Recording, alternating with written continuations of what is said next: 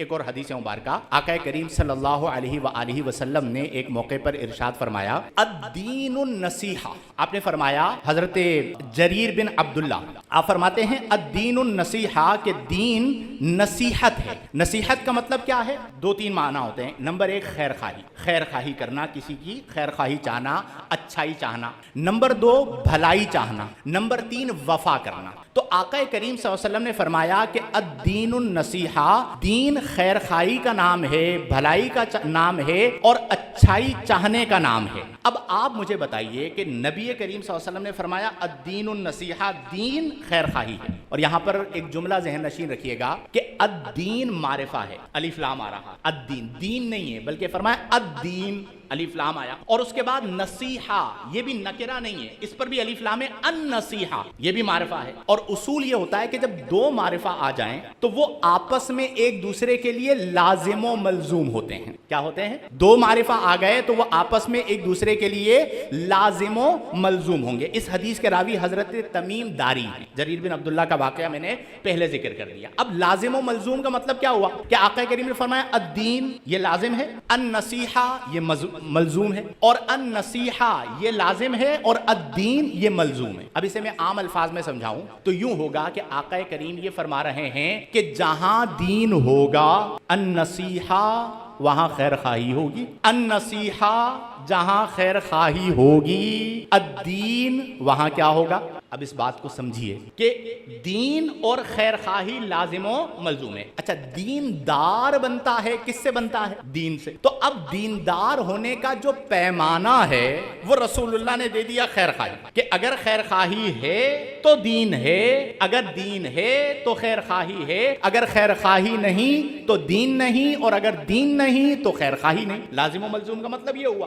اب ہم سب غور میرے پیارے دوستوں کہ ہم میں خیر خواہی کا جذبہ کتنا ہے، کتنا ہم اپنے بھائی کی بھلائی کو چاہتے ہیں، اس کی اچھائی کو چاہتے ہیں. آج تو حال یہ ہو گیا کہ اگر ہمیں کسی کا عیب پتہ چل جائے تو ہم اس کی عزت اچھال دیتے ہیں. سوشل میڈیا کا جنازہ، سوشل میڈیا نے ہمارے اخلاقیات کا جو جنازہ نکالا ہے وہ ہماری نظروں کے سامنے ہے. ہمیں کسی کی برائی پتہ چل جائے تو ہم اسے سرے بازار رسوا کر دیتے ہیں. ہم یہ نہیں چاہتے کہ ہمارے بھائی کی اصلاح ہمارے ذریعے سے ہو جائے، وہ صحیح راستے پر ہمارے ذریعے آ جائے. اس نے اگر ہمیں کچھ کہہ بھی دیا تب بھی ہم اس کی خیر خواہی کے طالب ہوں کہ میری ذات سے اسے کوئی نقصان نہیں ہونا چاہیے. قلنا لمن، جب آقا کریم نے یہ فرمایا کہ الدین النصیحہ تو صحابہ کہتے ہیں قلنا لمن، ہم نے عرض کیا یا رسول اللہ کس کے لیے؟ قال للہ، دین خیر خواہی ہے اللہ کے لیے، ولی رسولہ اللہ کے رسول کے لیے، ولی کتابہ اللہ کی کتاب کے لیے، ولی ائمۃ المسلمین اور مسلمانوں کے ائمہ کے لیے، اماموں کے لیے، سربراہوں کے لیے، وعامتہم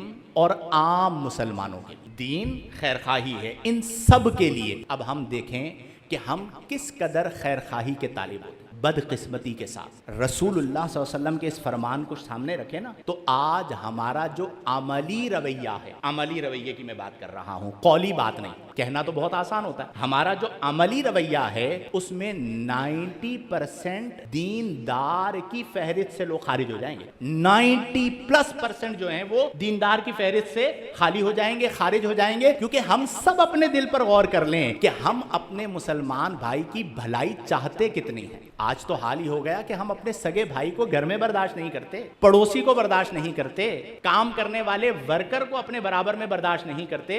ہم مسجدوں میں آ جاتے ہیں تو اپنے برابر والے نمازی کو برداشت نہیں کرتے. تو اس کا مطلب کیا ہوا کہ ہمارا دل جو ہے وہ تنگ ہو چکا. تو اپنے دل کو وسیع کریں. نبی کریم صلی اللہ علیہ وسلم نے فرمایا ان اللہ لا ينظر الى صورکم، بے شک اللہ تمہارے چہروں کو نہیں دیکھتا، ولا الى اموالکم، اللہ تعالیٰ تمہارے مالوں کو نہیں دیکھتا. اللہ کیا دیکھتا ہے؟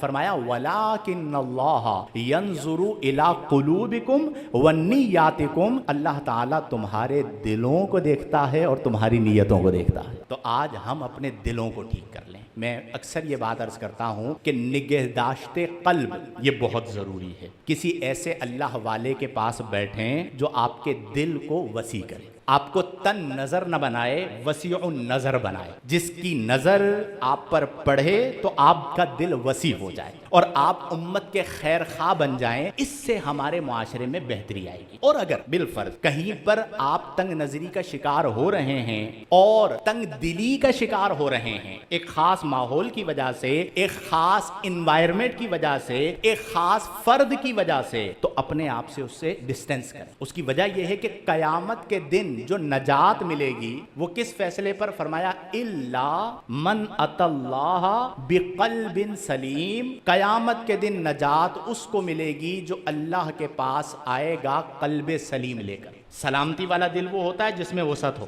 اگر وسعت نہیں ہے تو وہ دل قلب سلیم نہیں ہے۔ تو آج ہمارا دل دھڑک رہا ہے، اسے سدھار۔ آج ہماری سانسیں چل رہی ہیں، اپنی اصلاح کر لیں اور اپنے مسلمان بھائی کو برداشت کرنا سیکھیں، دوسرے کی ترقی کو برداشت کریں، دوسرے کی عزت کو برداشت کریں۔ عزت کون دیتا ہے؟ ترقی کون عطا فرماتا ہے؟ مال کون عطا فرماتا ہے؟ اب اس سے زیادہ محروم آدمی کون ہوگا کہ کسی بندے کو دیا اللہ نے، نیند ہماری حرام ہوئی، اسے ترقی دی کس نے، اور رات کو چین ہمیں نہیں مل رہا کہ کیوں ملی اسے ترقی؟ اس سے زیادہ تنگ دلی کیا ہوگی کہ ہم کسی کے خوبصورت بچوں کے پیدا ہونے پر پریشان ہو جائیں کہ میرا بچہ سانولا پیدا ہوا، اس کا بچہ گورا کیوں پیدا ہو گیا؟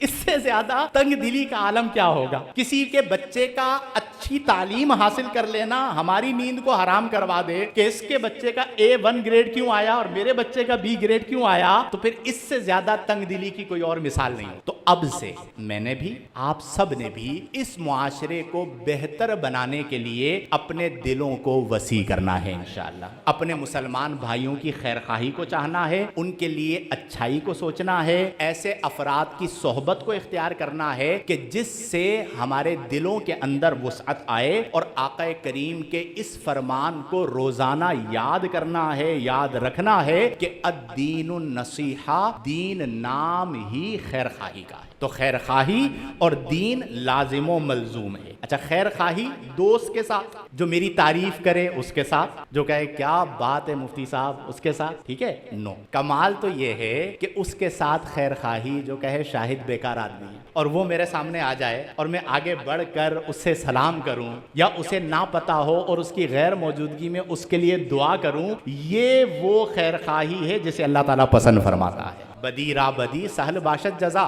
وہ کہتے ہیں نا ہم بھی منہ میں زبان رکھتے ہیں، تم 2 باتیں بولو ہم 4 باتیں بولیں گے، نو، بدی را بدی سہل باشد جزا، برائی کا بدلہ برائی سے دینا سہل باشد جزا، یہ بہت آسان کام ہے۔ اگر مردی جوان مرد ہو تو احسن الی من اسا، اتنا ظرف وسیع کرو، اتنا کمال حاصل کرو کہ احسن الی من اسا، اس کے ساتھ حسن سلوک کرو جو تمہارے ساتھ برائی سے پیش آتا ہے۔ تو یہ وسعت قلبی آج کی ضرورت ہے۔ میں اللہ کے حضور دعا کرتا ہوں کہ اللہ تعالیٰ مجھ گناہگار کو، آپ تمام احباب کو وسعت قلبی عطا فرمائے، اور ہم سب ایک دوسرے کے، اپنے مسلمان بھائیوں کے، جسے ہم جانتے ہوں جسے ہم نہ جانتے ہوں، جو ہمارے برابر کا ہو، ہم سے نیچے کا ہو، ہم سے اوپر کا ہو، کوئی ہی کیوں نہ ہو، ہم اس کی اچھائی چاہنے والے ہو جائیں۔ تو یوں سمجھ لیجئے کہ پھر ہم ایسے مسلمان ہو جائیں گے جیسا مسلمان ہمارے آقا کریم ہمیں دیکھنا چاہتے ہیں۔